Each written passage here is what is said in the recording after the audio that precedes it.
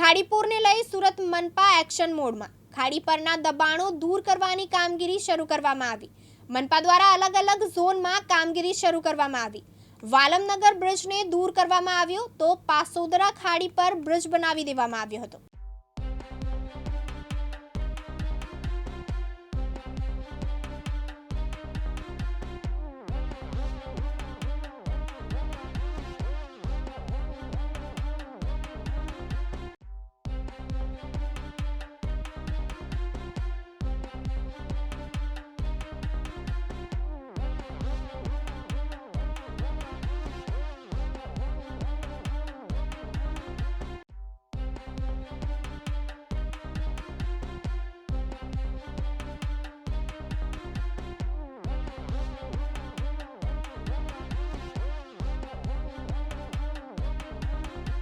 હું નિધિ સેવાજ zonal chief Sarthana તરીકે ફરજ બજાવું છું।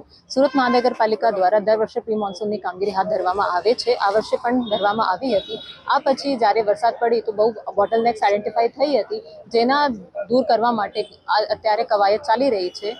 આમાં એક મુખ્ય વાલમનગર પાસે જો જૂનો બ્રિજ છે, આના કારણે બહુ એફ્લક્સ થતું હતું। આને અત્યારે અમે દૂર કરી રહ્યા છે। પાસોદરા ગામે ખાડીની વચ્ચે પાઇપ નાખીને કલવટ બનાવી દેવામાં આવ્યું હતું।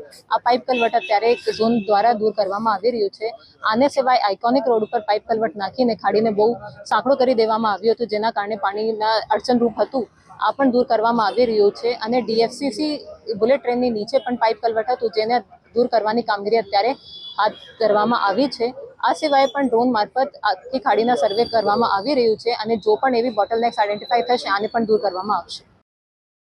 સાબિર સૈયદ, દિવ્યાંગ ન્યૂઝ, સુરત।